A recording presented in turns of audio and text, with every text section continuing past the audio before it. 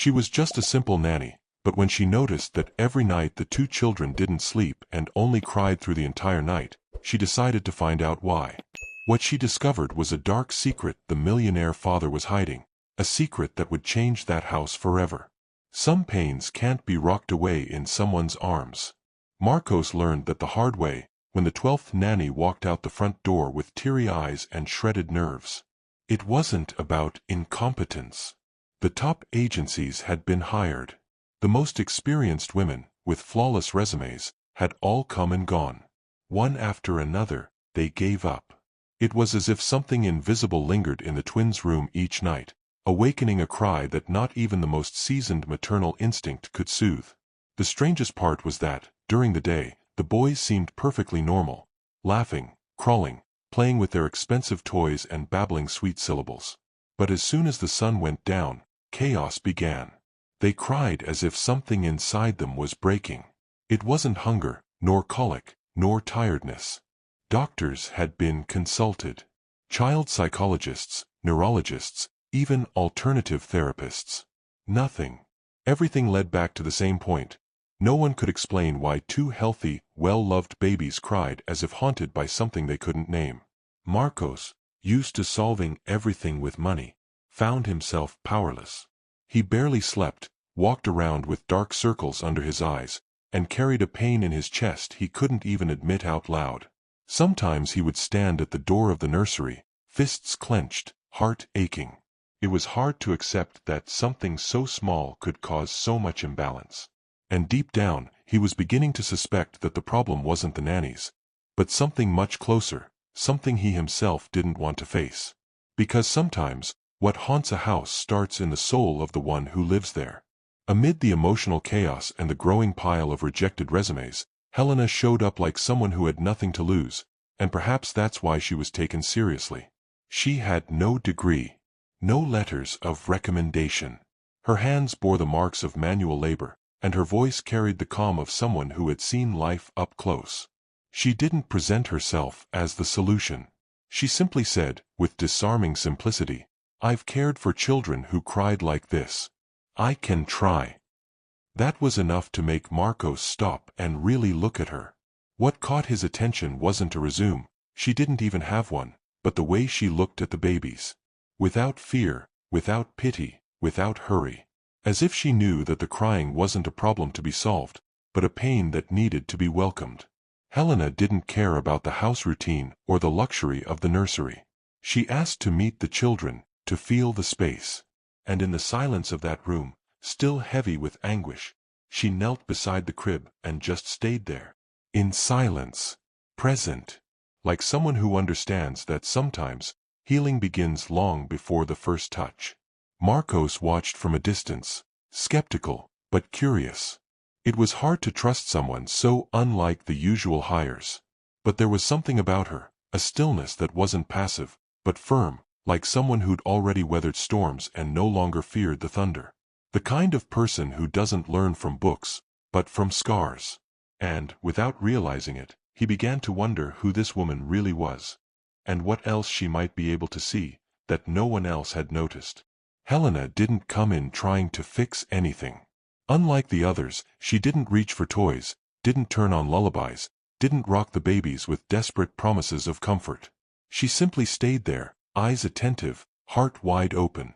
While everyone else looked at the crib, Helena looked where the babies looked. Always the same spot on the wall, as if something, or someone, drew them there night after night. It was a deep silence, full of presence, that revealed more than any medical exam ever could. Most people underestimate what a baby can sense. They think that because they can't speak, they don't feel deeply. But Helena knew otherwise. She had seen little ones carry pain that started long before they were born. And there, beside those two boys, she felt that their crying wasn't just physical. It was existential. It wasn't the discomfort of teething or a wet diaper. It was absence. A vast emptiness that echoed through the night in desperate cries. As if, somehow, they were searching for someone who never came. When Marcos heard Helena say this, a chill ran down his spine. He had never considered that crying could be a language. That maybe, His sons were trying to say something no one wanted to hear. The spot on the wall they stared at was directly across from Isabella's old wardrobe. Their mother. The woman whose absence was buried in silence inside that house. Helena didn't say anything else in that moment. But her silence carried a quiet provocation. What if the babies were only feeling the echo of everything the adults were trying to forget? It didn't take long for Helena to notice a kind of absence louder than any presence. The fathers. Marcos lived in the same house but moved through a different world. His room was on the far side of the mansion, as if the sound of his children needed to be muffled for him to keep breathing. It wasn't coldness, it was escape. Those locked doors and long hallways concealed an unresolved pain, one that bore the name Isabella, his wife, and a silence that hurt more than any scream. Through brief conversations, Helena started to understand that Marcos couldn't look at his children without seeing the shadow of the woman he lost. It was as if their very existence reminded him of her absence. He gave them everything, the best diapers, high-tech cribs, an impeccable setup. Everything, except himself. But babies don't care about legacies or luxuries. They cry for skin, for scent, for the warmth of arms. And Marcos, trapped in his grief, couldn't even cross the room, let alone cross that pain. Helena didn't judge him. She had seen men go silent for decades out of fear of feeling too much. But she also knew that no child should grow up with a father who hides. So, instead of confronting him, she started planting seeds. She left quiet notes with small updates from the night, sent short videos of the babies laughing, left a toy forgotten in the hallway that led to his room. Small gestures that, at their core, were invitations. Because sometimes, the reunion between a father and his children begins with just one step. And Marcos was about to take that step, even if he didn't know it yet. The first time Helena noticed, she found it odd. A house that big, with so much history, and not a single photo on the wall. No personal objects, no clothes left behind, not even a scent in the air. It was as if Isabella had never existed. Slowly, she realized it wasn't neglect, it was a choice. Marcos had ordered everything that reminded him of his wife to be removed. As if erasing the traces could somehow lessen the pain. But in doing so, without realizing, he had also erased the most profound emotional connection the children had with her. Grief, sometimes, disguises itself as organization. It's easier to remodel the dining room than to face the empty plate. Marcos had turned the house into a functional, impersonal, nearly sterile space. He wanted to protect the children from pain, but in the process, he robbed them of the right to remember. Babies feel. They feel sense, energy, absence. The crib may be new, but if the arms are soulless, the crying will come. Helena understood that the silence in that house was heavy not from lack of noise, but from lack of memory. And when memory is ripped away, the body reacts, even before it knows how to speak. That's when Helena began to understand. The baby's cries were also the cries of the house itself. An echo of everything that had been taken away, without ceremony, without farewell, without real mourning. They weren't crying out of hunger, but out of longing. For stories never told, for touches never felt. Marcos thought that by erasing Isabella from the house, he was protecting the boys. But in truth, he may have condemned them to live surrounded by absence. And Helena knew that if something didn't change soon, that absence would become a wound they'd carry for the rest of their lives. There are doors locked for safety, and others, for pain. The old master bedroom had been shut since the twins were born. No staff entered. No cleaner touched it. The key disappeared along with Marcos's courage to face that space. It was the room where he last laughed with Isabella, where they imagined their children's future, where plans still had a voice. And now, that room had become a sanctuary of silence, right next to where the babies cried every night. As if, somehow, they sensed that just beyond that wall, something was waiting to be acknowledged. Helena didn't need to open the door to know what it was hiding. Denied pain seeps through the cracks. That locked room wasn't just a space, it was a symbol. An invisible wall between past and present, built by a man who chose to ignore grief rather than face it. And the twins, with the raw sensitivity only children possess, seemed to sense it. They always looked toward the adjacent wall. They cried harder when left alone in that room. It was as if, instinctively, they were calling out for something, or someone, they knew had existed, even if no one spoke of it. Marcos even avoided walking down that hallway. Helena, on the other hand, began to pass through it more often. Not out of curiosity, but out of care. She knew some wounds only heal when they are faced head-on. Maybe the problem was never the babies crying, but the smothered grief echoing through those walls. The house needed to breathe. It needed to remember. Because the past doesn't disappear just because you lock a door. And what's hidden behind it always finds a way to come out. There are questions no one dares to ask, until someone like Helena shows up. In a quiet conversation with Carmen, the oldest housekeeper, she let the question that had long been hanging in the air slip out. How did Isabella die? The silence before the answer said everything. Carmen looked her in the eyes, took a deep breath, and said, during childbirth. She passed away giving birth to the twins. Marcos was there. He saw it all. It was as if that information had been locked away in an emotional vault for years. But once spoken, everything began to make sense. From that moment on, Marcos's behavior came into sharper focus. It wasn't just pain, it was guilt. A guilt so dense it poured out as distance.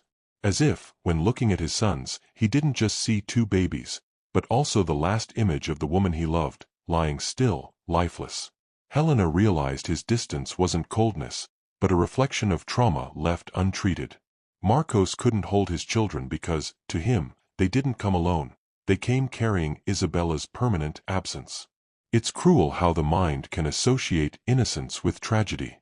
Those boys weren't to blame for anything, but Marcos's subconscious refused to see them without replaying that scene. Helena knew that carrying pain like this alone was like walking through life with an open wound you never look at. And the saddest part was, while he avoided his children to protect himself from pain, they felt the pain of being avoided. The cycle had begun. And now that the truth had surfaced, the question was, what would he do with it? Helena knew silence has its limits, and Marcos was about to reach his. On an especially difficult night, when the babies seemed inconsolable, she walked into his office and spoke with unwavering firmness. They're not crying from colic. They're crying because they feel like their father doesn't want them near. The words hit the floor like a stone. For the first time, someone dared to say out loud what everyone else had been too afraid to touch. Marcos shot up, furious. You don't know what you're talking about. But Helena didn't back down. Her voice didn't shake. She wasn't aggressive, just piercingly clear. She explained that even babies that young can feel rejection, not through words, but through absence, through lack of touch, through silence. She said that love isn't just physical presence, it's emotional surrender. And that the babies were being taught, day after day, that they didn't deserve their own father's love. This wasn't about guilt, it was about responsibility. And even though Marcos tried to defend himself, he could no longer deny what his heart already knew. His anger wasn't just at Helena, it was at everything she made him feel. For the first time, he heard his pain named out loud. He felt shame, fear, resistance.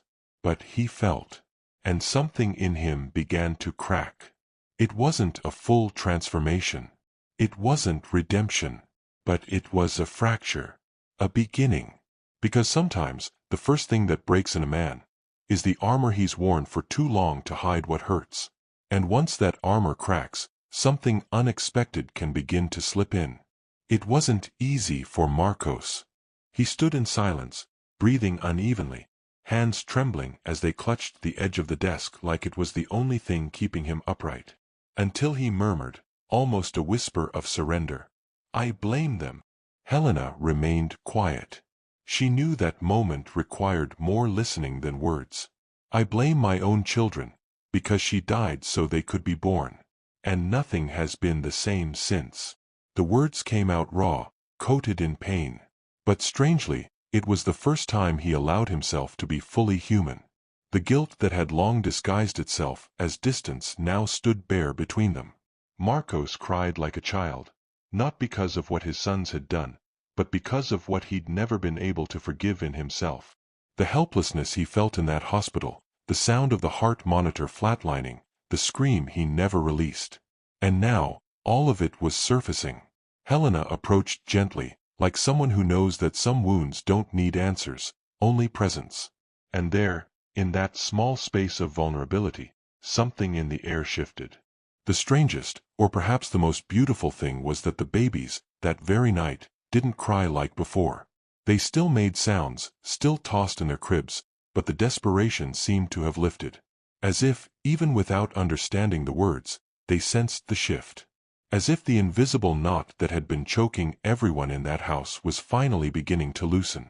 Because sometimes, the first step toward healing doesn't come from love, but from truth.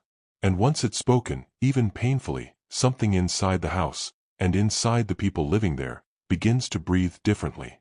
Helena had never shared her full story. But that night, sitting beside Marcos, she decided to open a small window into her own pain.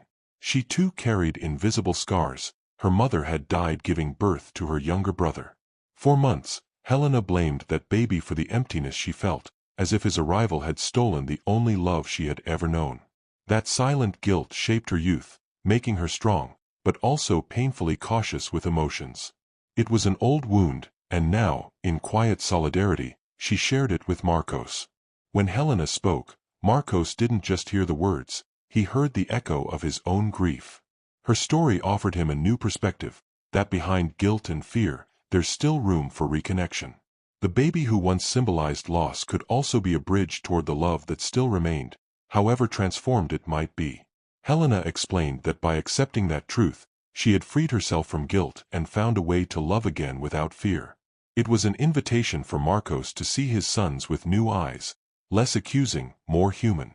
Their connection grew there, in that moment of shared vulnerability. It wasn't just comfort, it was a key to unlocking doors long sealed. Helena wasn't just caring for the babies, she was offering Marcos a path to healing he never imagined he could receive.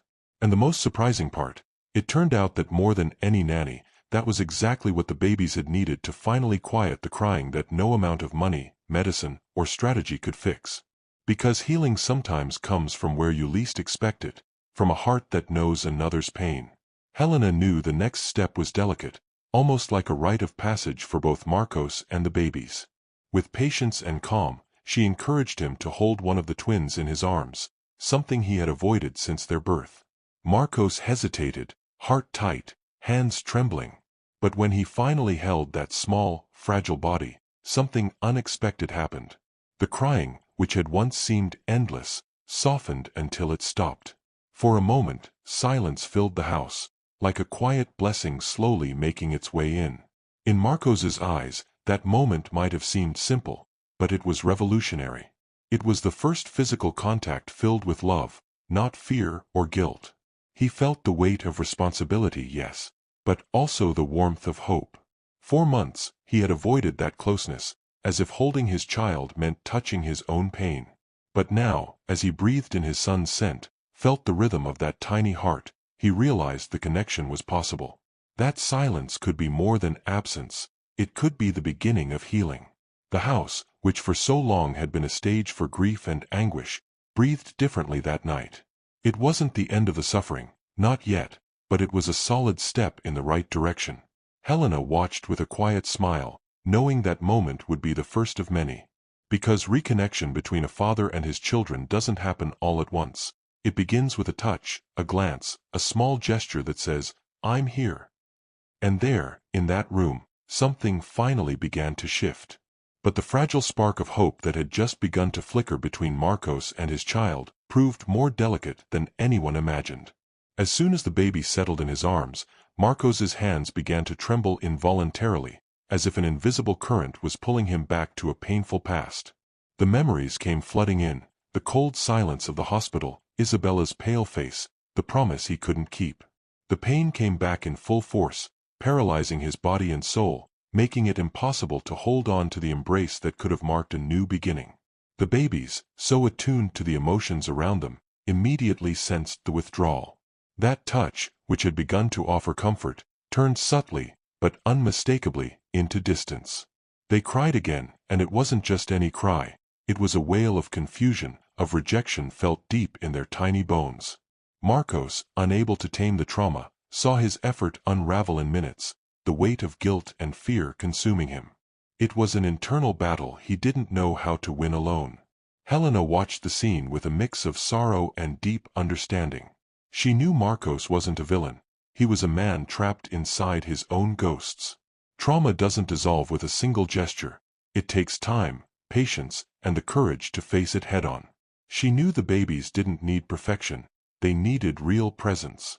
And healing wouldn't begin in that house until Marcos could open the doors of his own heart. That, perhaps, was the hardest part of all. Helena sensed there was something buried beneath the surface, a truth Marcos was desperate to avoid. She knew that healing required facing it. With calm persistence, she asked what had really happened in the hospital that day. Marcos, surrounded by the empathy in her eyes and the quiet firmness of her voice, gave in. His words came trembling, as if reliving every second, a mix of pain and shame that had held him hostage for months. It was time to let the mask fall. What he revealed was brutal. Marcos spoke of how fast the labor happened, the lack of answers, the moment he realized something was wrong but didn't know what to do. He talked about the neglect he felt, not just from the doctors, but from himself, and the promises he'd made to Isabella, swearing he'd be there for the twins, that everything would be okay. Promises that, in that cold hospital room, shattered alongside the life of his wife. Guilt had settled in his chest like a stone, keeping him chained to the past and unable to be present in the now. Helena listened, not to judge, but to understand, to help unravel the invisible weight Marcos had been carrying. She knew those words had power. The power to hurt, yes, but also to liberate. And the truth, as painful as it was the first step in loosening the chains of guilt. Now that the past had finally been dragged into the light, the question became how to transform that burden into something that could make room for the love and presence those babies so desperately needed. Marcos had never said it out loud, until that night. But Helena coaxed from him one of the most painful confessions she had ever heard. He admitted that during the pregnancy, he had ignored the signs of danger, brushed off Isabella's fears, told her she was overreacting, that everything would be fine. Words that now weighed on him like bricks. The guilt wasn't just from the loss, it came from knowing he could have done more. Listened better. Believed more. When Isabella slipped into a coma, Marcos entered a despair no amount of wealth could ease. He spent sleepless nights making silent promises to God, bargaining for her life, begging for a miracle. He was a man caught between faith and reason, love and fear. But the loss came, cruel and final, leaving behind a void that still shaped every distant glance at his children, every step he took away from their door. Helena saw that Marcos's grief wasn't just for his wife, it was for himself. For the man who had tried so hard to be strong, and in doing so, had lost his way. It was a burden that needed to be laid down, so it could be examined, and perhaps, transformed. In that moment, more than ever, it was clear that healing wouldn't come easily. But it would have to begin with the courage to face the deepest and most painful truth of the heart. Helena spoke with the serenity of someone who understood the heart's complexity. She told Marcos that if Isabella had any say, she would never have wanted him to carry guilt around their children. She had loved him too much for that. Her true legacy wasn't the past that was lost, but the love that could still bloom through those little beings. They are the living legacy of your love, Helena said, not a shadow of your pain. That one sentence cracked the darkness around Marcos. For the first time, he looked at the twins without sadness clouding his view. They weren't symbols of loss anymore. They were precious pieces of what he and Isabella had built together. It was as if, in that instant, he could feel her love pulsing inside their tiny hearts, inviting him to join the story still being written. The guilt began to loosen its grip, making room for a fragile but steady hope. A new path, where pain didn't vanish, but became strength. Helena knew the change wasn't magical. It would be a long road, filled with challenges. But that moment marked the beginning of a possible redemption. Because love, when it's real, can rewrite stories, heal wounds, and reconnect hearts that fear had once torn apart. And so, without grand gestures, just a truth spoken from the heart, the house began to breathe different air, a space where hope could finally take root. Healing doesn't happen overnight, but Marcos had finally taken the first step. Guided by Helena's quiet wisdom, he began to allow himself to feel, to approach the twins with eyes less clouded by fear and more open to love. Every shy smile from the babies became a small victory on that winding path. The house, once filled with echoes of anguish, started to carry a new energy. The emotional storm that had felt endless gave way to moments of peace and tenderness. There were still tears, of course, but now they were mixed with hope. It was as if life, tired of waiting, had finally begun teaching everyone that the past doesn't have to define the future. And Marcos, for the first time, was ready to face whatever came, so he could truly be there for his children. Even with hope beginning to bloom again, there was a quiet recognition that the greatest challenges still lay ahead. Healing deep wounds, rebuilding trust, learning to love without fear, none of it would be easy. But for the first time, no one in the house believed it was impossible. Helena looked at Marcos and the twins, seeing not just a family in reconstruction, but living proof that even in the deepest sorrow, life finds a way to begin again. Before she left, Isabella did something few people manage to do. She made one final request, full of love and hope. In her final moments, she looked at Marcos with eyes full of strength and told him, in a weak but steady voice, to love their children for both of them. She asked him never to blame them for her death, because they were the living expression of the love they had shared. That promise, whispered between sobs and fading breaths, became a seed planted in Marcos's heart, an invitation to choose love in the midst of pain. At the time, Marcos barely understood the depth of her words. The weight of loss was crushing, and the guilt too overwhelming to leave behind. But over time, those words began to echo inside him, like a distant lighthouse slowly breaking through the darkness. It was as if Isabella had left a map, a silent path for him to find his children again and, through them, rediscover himself. A journey that, despite the sorrow, was powered by love. That promise was never forgotten, not even when Marcos got lost in his grief. It became the starting point for the transformation he would slowly begin to experience. And now, with Helena by his side, the mission to love for two no longer seemed impossible. It was Isabella's final message, a legacy that transcended time and absence. The power to begin again, to heal, to build a story where love always prevails. Marcos carried a silent guilt, almost suffocating, that consumed him day by day. He believed that by insisting on having children, he had somehow caused Isabella's death. That sense of crushing responsibility gnawed at his heart, fueling the emotional distance he felt from the twins. In his mind, they were living proof of an irreversible mistake, a burden he bore in silence, never shared. That quiet guilt built invisible walls between him and his children. It was Carmen, with her years of quiet wisdom, who brought light into that darkness. In a calm and tender conversation, she told Marcos that the pregnancy had been Isabella's conscious choice. She had wanted those children deeply, loved them fiercely, and even knowing the risks, had chosen to go forward. Those words didn't erase the pain Marcos felt, but they opened a crack, enough for compassion to begin to seep in. Not just for the children, but for himself. That revelation planted a seed of hope, even amid the emotional storm Marcos was still weathering.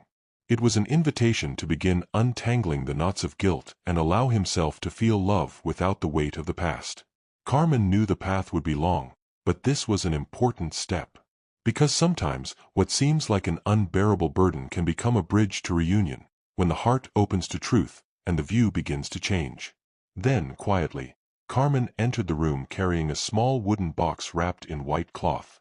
Inside it were 36 letters, each handwritten by Isabella with a gentle, steady hand, one for each year of her children's lives, up until they turned 18.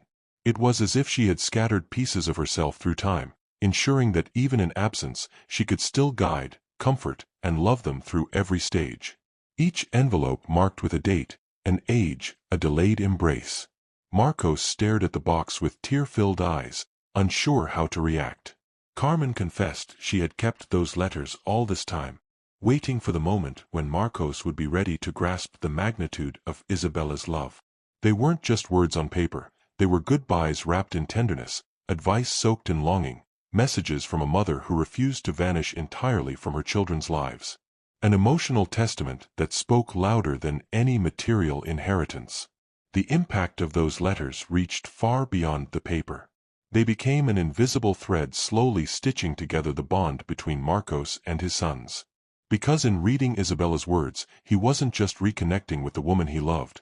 He was discovering, perhaps for the first time, the eternal power of a mother's love. The letters didn't heal him overnight, but they began a new cycle, where memory and hope could finally exist side by side. The hallway felt longer than ever. Marcos walked slowly toward the door that had remained closed for 8 months. Isabella's room. Every step echoed with muffled memories, forgotten promises, scents that still lingered in his mind. Helena held his hand in steady silence, while Carmen watched from a respectful distance. That door didn't just guard furniture and clothes, it guarded time frozen by grief, the unspoken chapters of a pain he had refused to face. When he turned the doorknob, emotion rushed in like a storm. The soft scent of lavender still lingered. The sheets were perfectly made, just as she used to leave them. On the dresser, a family photo, taken before the shadows fell. Marcos walked in slowly, touching the objects like sacred relics. Silent tears fell, not just for Isabella, but for the man he once was, and the man he now needed to become. Helena watched with a tight heart, knowing that this grief had to be walked through for life to return. Opening the room didn't erase the pain, it let it breathe. It allowed memory to become a tribute instead of a prison. That seemingly simple act was, in truth, a milestone. The moment Marcos began to loosen the chains of the past, not to forget, but to find the courage to live with it. Isabella's presence remained, but now as a guide, not a ghost. Marcos stood in the center of the room, as if inside a time capsule. Isabella's scent still danced in the air, gentle and warm. Every detail, every object, seemed to whisper her presence with tenderness. Embroidered pillows, books with bookmarks, a hairbrush still holding strands of her hair. Nothing had been moved, yet everything pulsed with life. For the first time, he didn't feel just sorrow when remembering her. He felt love. A love that hadn't died with her body, but had fallen asleep alongside his routine. His eyes landed on an old photo of the two of them, smiling on a beach. He smiled too, without noticing. There, in that room he had avoided for months, he rediscovered what had been smothered by grief, the feeling that created his family. It wasn't just loss, it was a living memory of a love that changed everything he was. A love that now burned differently, like a low flame, soft, but steady, ready to warm again. He closed his eyes for a moment and felt as though Isabella were right there. Not to judge or scold, but to embrace. Reconnecting with that dormant love didn't erase the longing, but it taught him to breathe with it. And there, in that room where past and eternity gently intertwined, Marcos began to understand. True love doesn't end. It simply learns new ways to go on. Carmen gently handed Marcos the first letter, with care and reverence. The envelope bore Isabella's unmistakable handwriting, with a small heart drawn in the corner. Marcos's hands trembled as he opened it. Inside, Isabella's voice rose again, not in sound, but in words that cut across time. She began by saying that, in choosing to bring their children into the world, she knew the risks. And even so, she wouldn't have hesitated. If I had to choose between living without them or dying for them, I would die again, she wrote, with firmness and sweetness. Marcos's tears fell uncontrollably. He read in silence, eyes locked on the page, as if every word were a bridge between two worlds. Isabella begged their children to grow up knowing they were born from immense love, not from tragedy. And with a wisdom that felt almost prophetic, she pleaded, "Take care of your father. He's going to get lost for a while, but love can bring him back." In that moment, something inside Marcos shattered, and at the same time, something aligned. That letter wasn't just a message, it was a legacy. A gesture of love that transcended death, filled with hope. Isabella hadn't written to leave memories behind. She had written to plant seeds. And there, in the silent room, with Carmen and Helena close by, Marcos understood. This was only the first of many chances to begin again. Not in absence, but with a new kind of presence. Marcos held the letter for a long time, as if letting go might break the spell of her invisible presence. Isabella's words echoed inside him like a call, not to mourning, but to life. For the first time in months, guilt began to make room for something new, a sincere desire to honor the woman he had loved. Not with flowers on a grave, but with living actions, with presence and care. He remembered the way she used to smile when talking about their children, the way she dreamed of seeing them grow up surrounded by their father's love. The pain was still there, but it now mingled with purpose. Marcos realized he didn't have to stay locked inside the dark room of guilt. He could, and needed to, open the windows of affection, even if he still trembled. He might stumble, might get it wrong, but he had to try. For her memory. For the boys. For himself. That night, Marcos didn't sleep. But it wasn't the kind of insomnia that came from ghosts. It was a restless hope. He started imagining ways to reconnect with his sons, taking them to the park, telling them stories about Isabella, cooking together. Small gestures, but ones that could begin to mend the threads that trauma had nearly torn apart. Love, at last, was starting to bloom where absence had reigned. In the early hours, silence no longer felt like a threat. Marcos woke and instinctively glanced toward the twins' room. No cries. No whimpers. Just the soft sound of peaceful breathing, a peace that hadn't visited that house in months. A knot formed in his throat, not from anguish, but from relief. For the first time, the silence didn't scream. The grief seemed to have fallen asleep with them. He sat in the armchair, a blanket over his shoulders, eyes wet with a new kind of feeling. The weight of mourning was still present, but it no longer crushed him. Through the gap in the curtain, the first light of dawn appeared in the sky. And with it came a quiet realization. Something had shifted deep inside. Not a visible miracle, but an inner one. Invisible and powerful. A seed of transformation finally beginning to sprout. That silence was the answer he didn't know he'd been waiting for. It was as if Isabella had held his hand through the night and whispered, "You did it, my love. One step at a time." Marcos closed his eyes, took a deep breath, and for the first time, didn't wish to turn back time. He simply gave thanks. For the present. For the chance to begin again.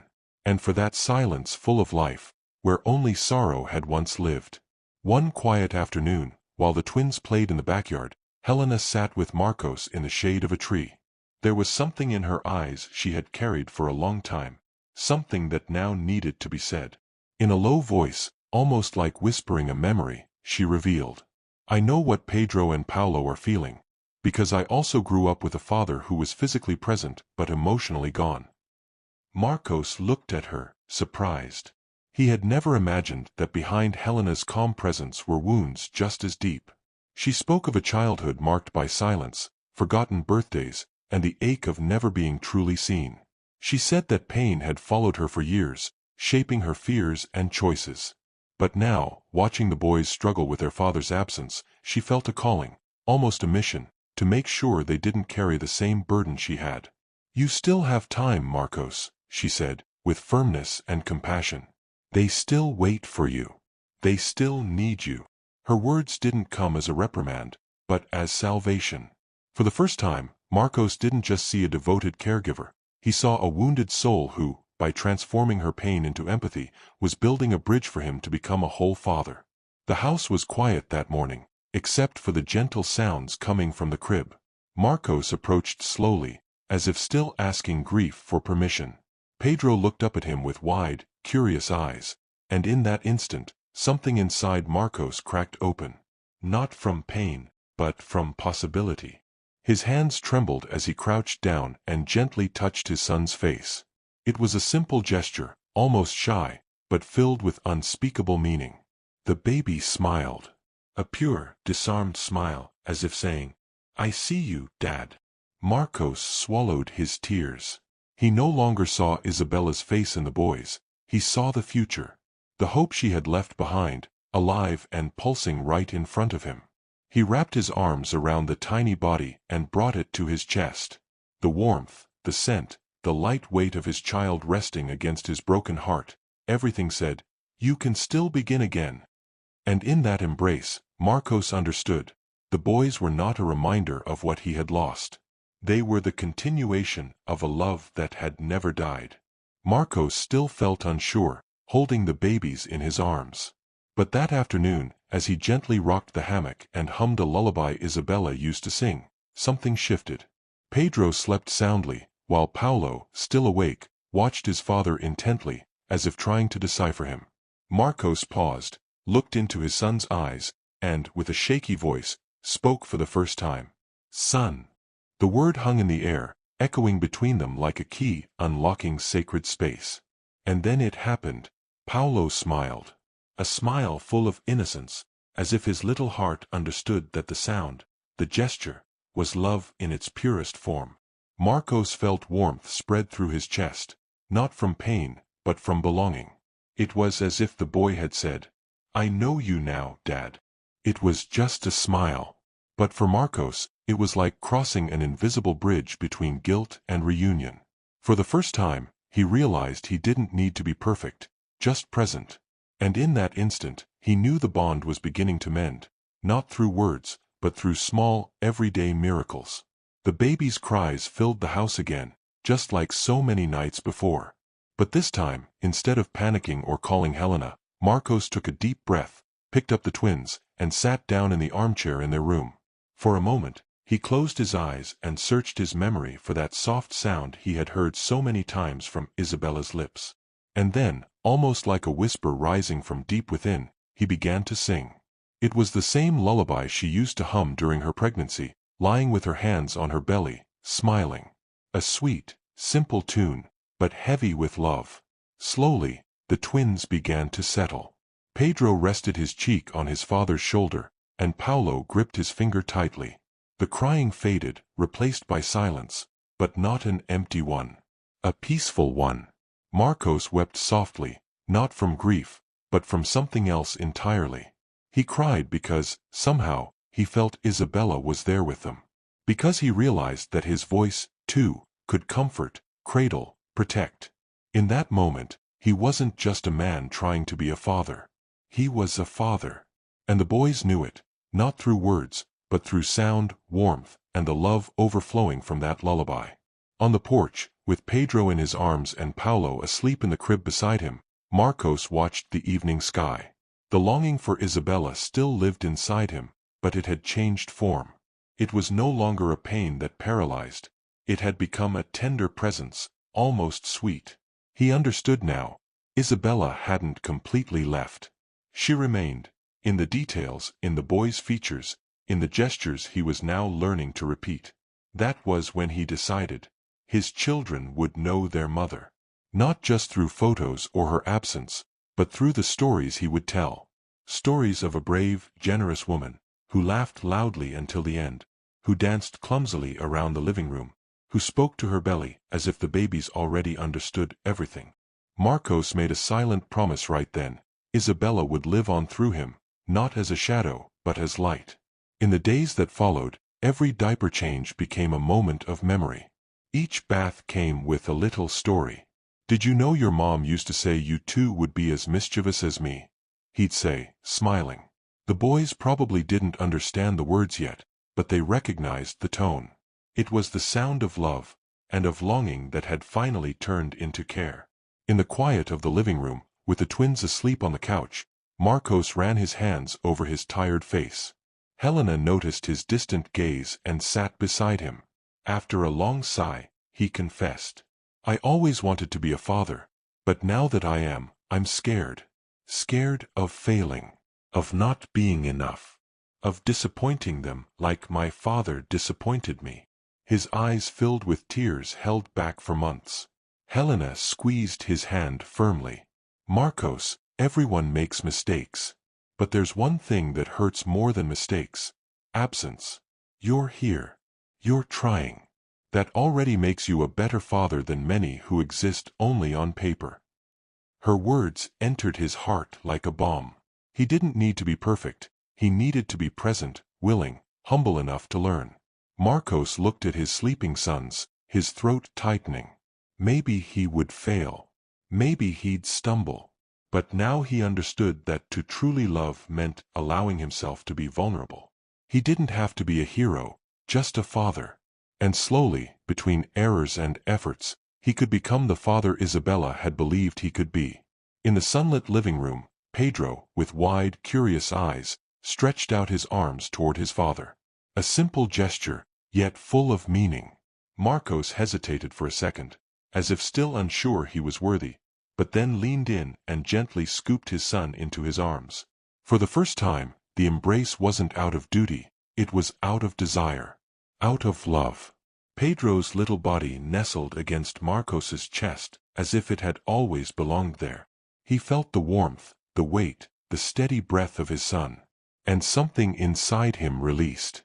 This was what Isabella had wanted him to feel. It wasn't just about caring for them, it was about allowing himself to be a father, fully, without armor, without fear. An embrace that said, "I see you. I choose you." In that moment, time seemed to stop. It was as if the universe held its breath to witness that moment, a father finding himself in his child's arms. And for the first time, Marcos didn't feel guilty for being there. He felt blessed. He sat down on the living room rug, and both boys, almost in sync, crawled toward him. Pedro clung to his knee, while Paulo stretched out his arms, wanting to be picked up. With a timid smile and teary eyes, Marcos welcomed them both, his first double embrace. It was awkward, it was tight, and it was perfect. The scent of the babies, the warmth of their bodies, and the sound of their giggles unraveled something deep inside him. As if the silent pain that had been eating away at him was finally being washed away by the tears now falling freely. It wasn't just longing for Isabella anymore, it was love, here and now, real, pulsing in his arms. For the first time, he didn't feel broken. He felt whole. In that instant, Marcos understood. Love doesn't replace absence, it transforms pain into presence. And in that awkward embrace, he reconnected with the best parts of himself. The twins weren't the end of a story, but the beginning of a new one. Redemption can, in fact, come with the scent of baby powder, tiny arms, and hearts beating in rhythm with your own. Helena looked into Marcos's eyes with the kind of certainty only experience brings. You knew it, didn't you? The love for your sons was always there.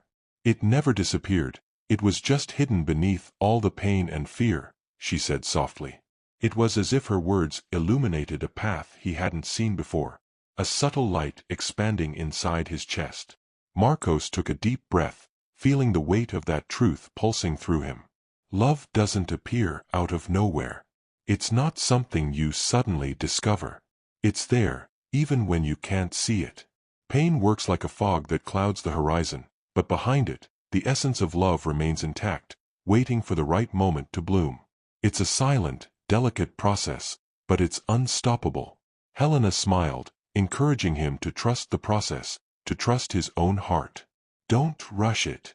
Love grows with small gestures, shared silences, embraces. You're beginning to harvest the fruit of a tree that was already planted. And in that moment, Marcos felt that the future could be different, lit by a love that was never lost, only asleep. Helena guided Marcos with patience, as if teaching him a sacred ritual.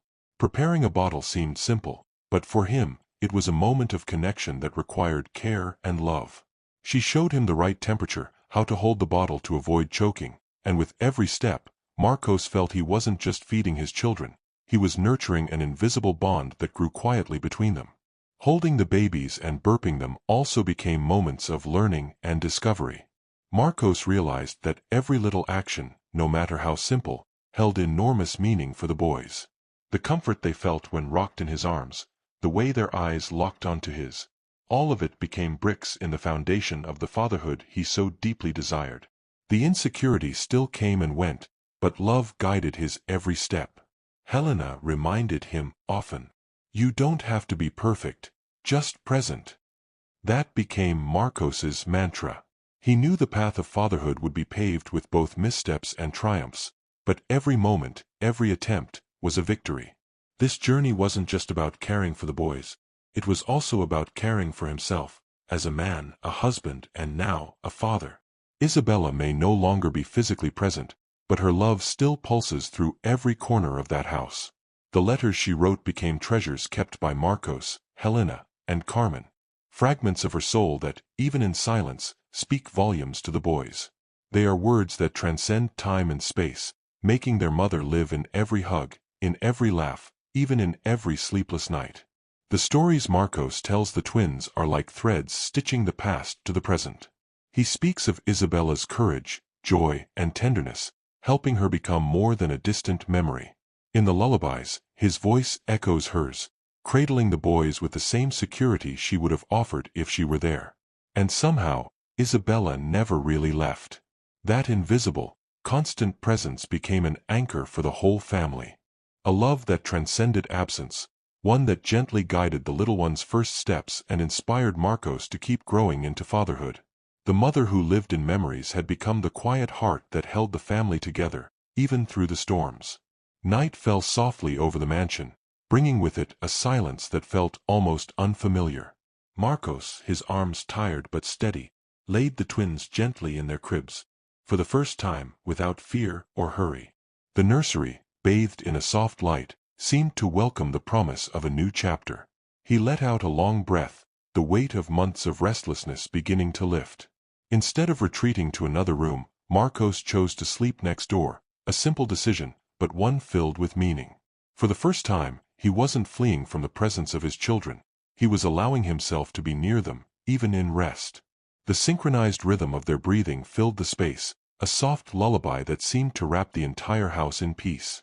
It was the kind of quiet they had all longed for, a collective exhale after so much pain. When he closed his eyes that night, Marcos didn't feel the familiar tightness in his chest.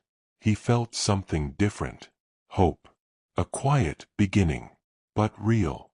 The house slept in peace. And within its walls, the seed of a new life, rooted in love, courage, and rebirth, had started to bloom. A week passed since that first peaceful night. Marcos, once reluctant to face the mornings, now woke up without needing an alarm.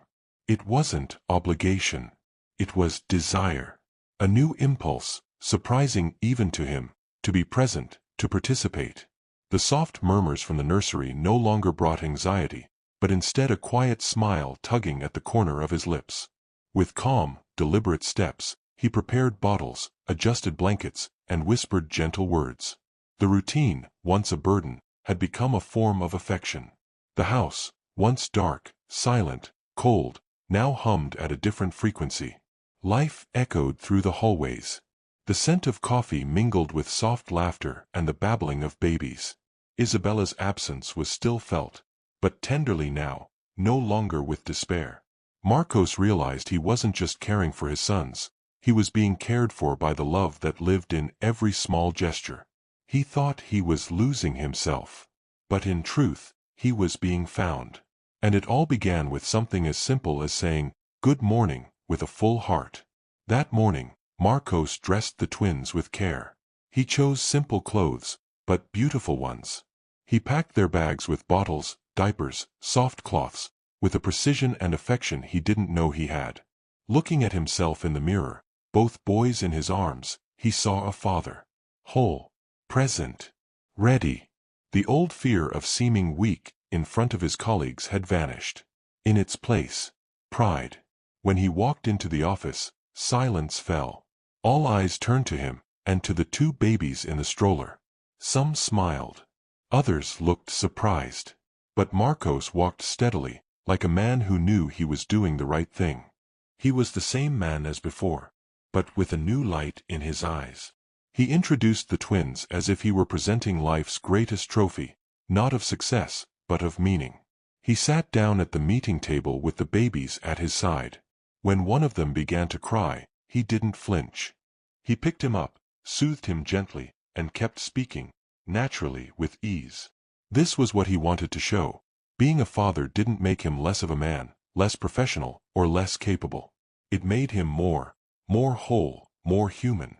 And that day, without needing to say much, he made one thing clear.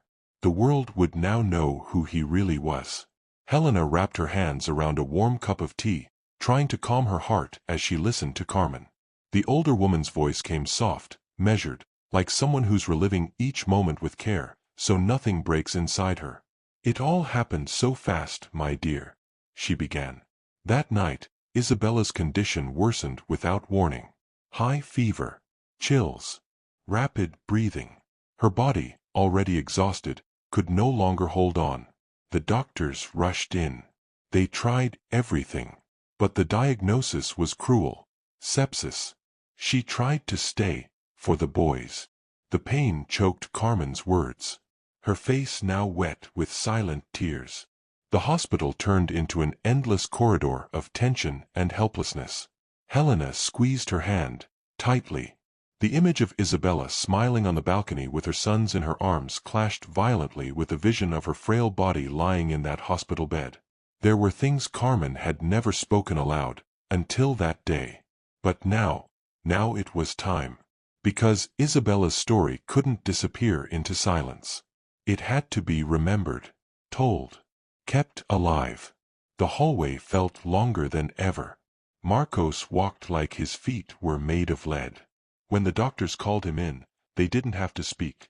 The look in their eyes carried the weight of what was to come. It was that call. The final one. The one that arrives with the bitter certainty of goodbye. In the room, he saw Isabella. Fragile, almost translucent, but somehow peaceful. There was a soft light on her face, as if she knew the time had come to let go. He held her hand and rested his forehead against hers. "I'm here. The boys will be okay. I promise." His voice cracked mid-sentence, but her eyes answered him with love, with trust, with farewell. Moments later, the machine gave that long, flat tone. Final. Isabella's heart had stopped. But something in Marcos began to beat stronger, the instinct to protect, to care, to become a father. The void was overwhelming. But from within the pain, a seed was born, a sense of purpose, of duty. The woman he loved was gone. But in his arms, she left the greatest legacy. Their 2 sons. And the chance to finally become the man she always believed he could be. Marcos sat in the armchair like a man seeking shelter in the eye of a storm. It was the same place where, night after night, he had waited. For updates, for hope, for miracles. Now, silence filled every corner. Thick, sharp, almost sacred. Isabella's absence clung to the air. What once was a space of anticipation had become an altar of loss. He stayed there for a long time, unmoving. Eyes fixed on nothing. Heart crushed by the weight of reality. In that chair, there was no longer the runaway father, the absent husband, or the conflicted man. Only someone utterly broken, staring into the abyss of grief without distraction, without armor. And there, with no one watching, he finally cried. Not with screams, but with silent tears that spoke louder than words. And paradoxically, in that complete emptiness, something began to stir. Amid the scattered fragments, the will to start again began to take shape. Not for himself. For Isabella. For everything she was. And for the 2 tiny hearts now fully dependent on his. In the chair of mourning, Marcos discovered. To move forward, sometimes, you have to let yourself fall apart first. In the neonatal wing, the quiet rhythm of night was suddenly broken by an unusual sound. 1, 2, 3 cries. Within seconds, the room was filled with the simultaneous wailing of newborns. It wasn't hunger. It wasn't cold. It was a collective cry, like they could sense something adults could not. The nurses, so used to the rhythms and noises of babies, looked at one another in disbelief. This wasn't normal. They tried to soothe each infant, one by one, but the crying didn't stop. It remained in sync, as though those tiny hearts were beating in time with an invisible grief. One nurse whispered, "It's like they know someone just left us." And for a moment, no one moved. No one spoke. They didn't know if it was superstition, or pure, raw sensitivity. At the end of the hallway, at that very moment, Marcos rose from the chair of mourning, his eyes swollen from crying. Something inside him whispered that this goodbye had reached deeper than just his own soul. Perhaps, in a way no one could truly understand, Isabella's children, and maybe even other babies in that ward, had somehow sensed the departure of a woman whose heart had carried more love than she ever let on. The strange crying wasn't just noise. It was a collective farewell, an echo of loss. The hospital corridor felt longer than usual that night. A heavy silence wrapped the air, interrupted only by the persistent cries of newborns. But it wasn't ordinary crying. It was different, deeper, aching, as if expressing something that words could never capture. A void had taken shape, and somehow, the newborns were filling it with cries that pierced the heart. The nurses, experienced as they were, couldn't explain it. Some crossed themselves. Others called the on-duty pediatrician. But deep down, they all felt the same thing. Something immaterial, something sacred, had just happened. It was as if a presence had vanished, and in response, tiny souls new to this world wept in recognition and grief. Meanwhile, Marcos walked slowly through the hospital. His heart had gone quiet with pain, and his soul felt adrift, suspended between loss and the love that still remained. Unaware, he was drawing closer to the neonatal unit. And as the baby's cries echoed down the corridor, he felt, without fully understanding, that he wasn't alone in his pain. It was as though the entire universe was saying goodbye to Isabella, through fragile voices, pure and mysteriously connected to something eternal. Inside the neonatal unit, the once restless crying began to shift into something almost sacred. It was no longer a lament, it had become a soft song, as if each sound carried a farewell, a thank you, a reverence for the woman who had just left this world. Nurses and doctors exchanged glances, eyes brimming with tears, aware that they were witnessing something that science could never explain. There was poetry in that moment, even if no one could find the words for it. Each newborn, unaware of the world's logic, seemed to carry an inexplicable sensitivity.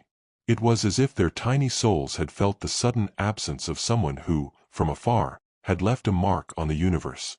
Their cries, woven together like an innocent choir, formed a living tribute, not planned, not conscious, but deeply, unmistakably felt. Marcos, walking past the softly echoing cries, paused for a moment. His eyes still red, his soul in fragments. But as he heard the sound coming from the room next door, something inside him quieted. It wasn't comfort, but rather a kind of invisible embrace from the universe. Life, in its silent wisdom, had found a way to say that Isabella's love hadn't disappeared. It had only changed form. Now, it lived in the subtlest details, including the cry of every new life just beginning. The years went by, but that night never faded from the memory of those who were there. The nurses, usually so rational in the face of pain and hospital routine, still get chills when they recall what happened. A dense silence took over the building, broken only by the synchronized cries of dozens of newborns. No explanation ever managed to erase the shiver that moment left behind. Between one shift and the next, they still tell the story, like someone sharing a sacred secret. Some say it was Isabella's soul saying goodbye with such tenderness that even the babies, in their purity, were touched by her presence. Others believe it was love itself manifesting, a love so intense that it broke through the invisible barriers of this world. It didn't matter what each one believed. They all agreed they had never experienced anything like it. And Marcos, hearing these stories over time, stopped looking for explanations. He came to accept that some pain transforms into beauty, that some farewells leave traces in the most unlikely places. The night he lost Isabella became more than grief, it became a collective memory. A reminder that true love is so powerful, it can echo from the cradle of life. A mystery no one forgets, because it didn't just touch the heart, it touched the soul of everyone who was there.